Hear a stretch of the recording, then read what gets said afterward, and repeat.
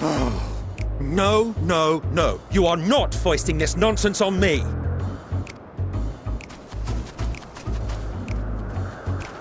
I'm given to understand you have the power to help the Charybdis, and should be quite willing to do so. And so I appeal to your better nature, most benevolent Emet-Selch. Please teach her to fly. Or else Hermes will transform. Right now. Now, there's no need to go quite that far. Altruism is its own reward, as I'm sure he would agree. Oh, would he now? And who contrived to put me in this position, pray tell? Nothing so devious. I merely suggested a possible course of action.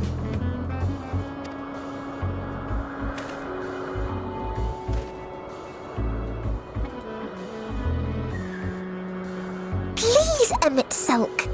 Please.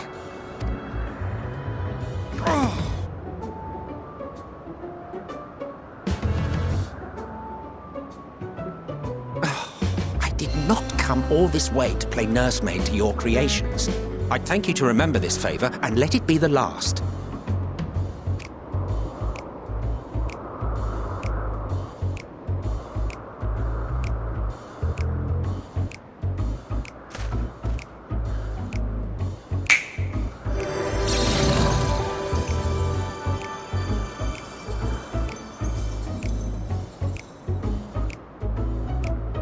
I will aid it once it has taken to the air. It falls to you to shepherd it skyward.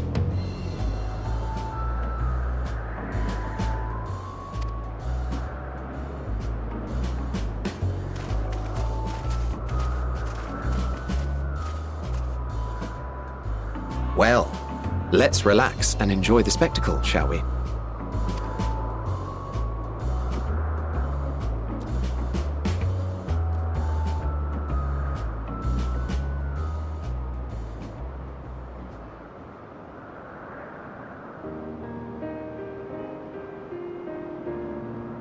You were wondering why Emet-Selch joined the convocation. Truth be told, he wasn't the first choice for the office. I was, on the strength of my ability to see ether. But I declined the offer. For though my vision is exceptional, I am pedestrian in all other aspects. Worse even, quite abysmal when it comes to manipulating ether, for example. Couldn't transform even if I had a mind to do so. What good is the ability to perceive a problem if one cannot act to address it? Emet-Selch has no such shortcomings. He excels in vision and manipulation both, the latter to an extraordinary degree. If there is a mage more powerful, I do not know of them.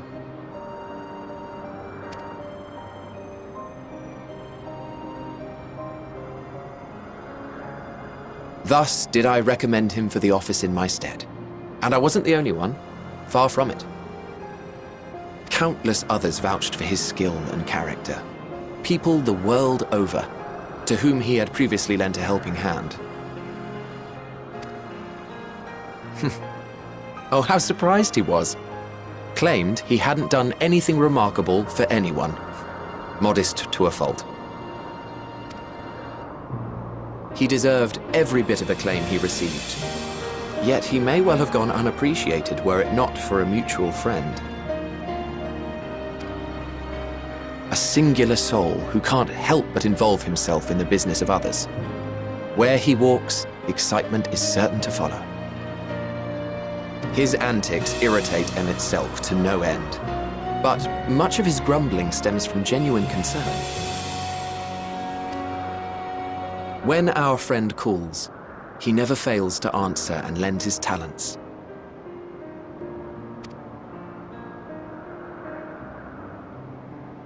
And in the course of doing so, he himself came to be recognized and respected by those around him.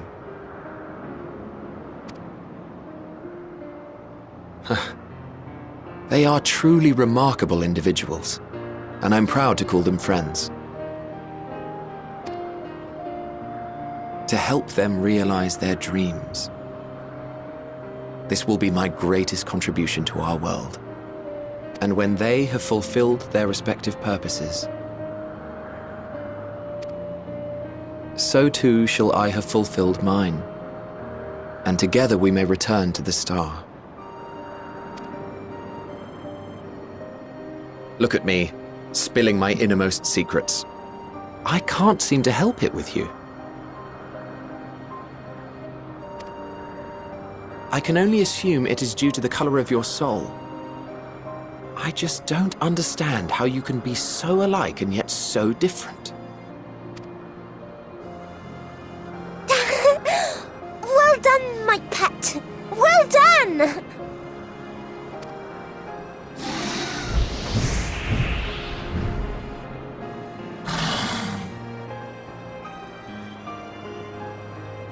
Ah, yes.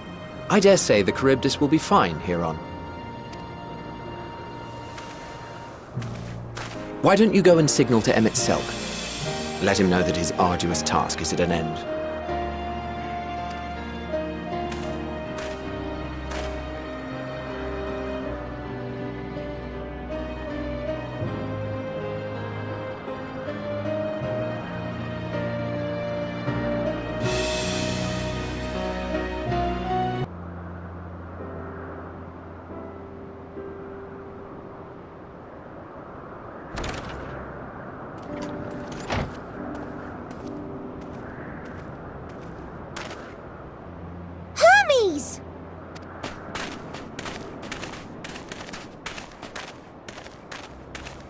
Oh, you were waiting for me. You've finished talking? Yes, we've come to a decision. My thanks for keeping Meteon company. Emmett Selk and Hythlodaeus have already retired to their rooms. There is room for you too, if you would follow me. Wait! I want to show you something first.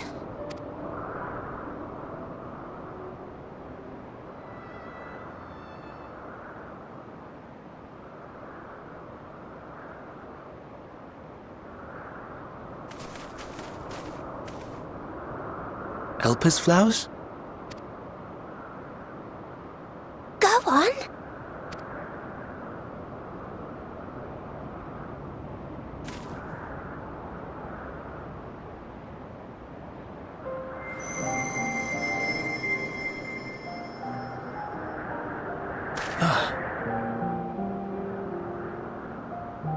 You're not the only one, Hermes. Others feel sad too. You're not alone. I see Meteon has shared much with you.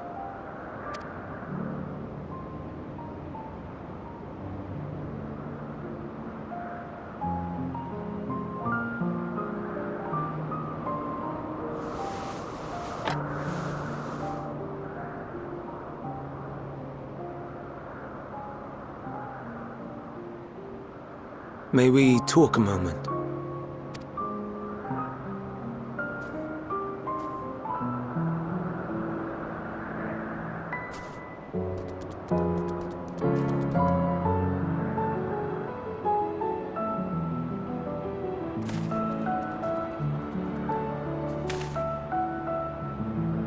I do not think it wrong that we live for the star, that we strive to make it a better place. And yet, in carrying out my duties here, there are times when I am plagued by doubt. Do you recall what Hythlodaeus said when we first spoke of my nomination? Death is the privilege of those who have fulfilled their purpose, a choice they embrace of their own free will. And when they depart, it is always beautiful. Perhaps it is, but only for man.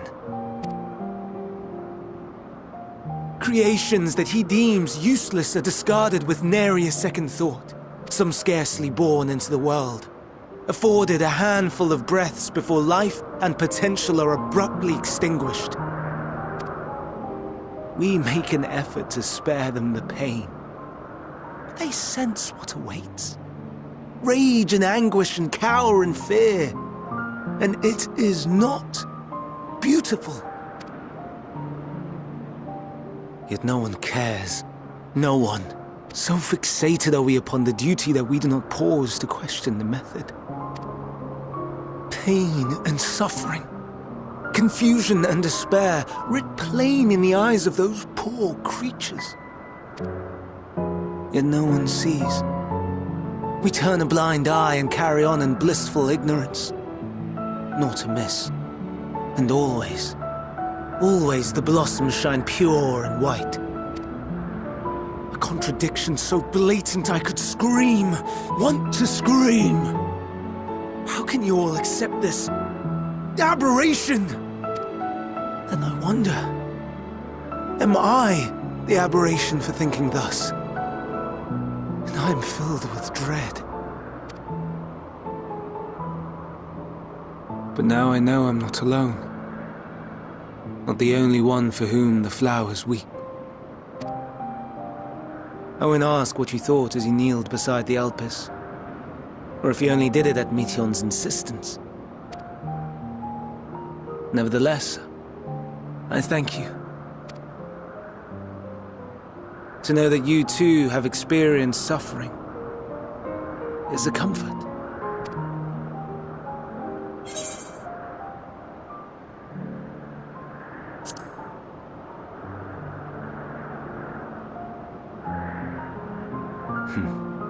To so willingly lend an ear to ease my burden, you are a strange one.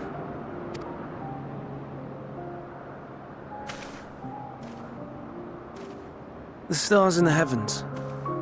Know you what they are?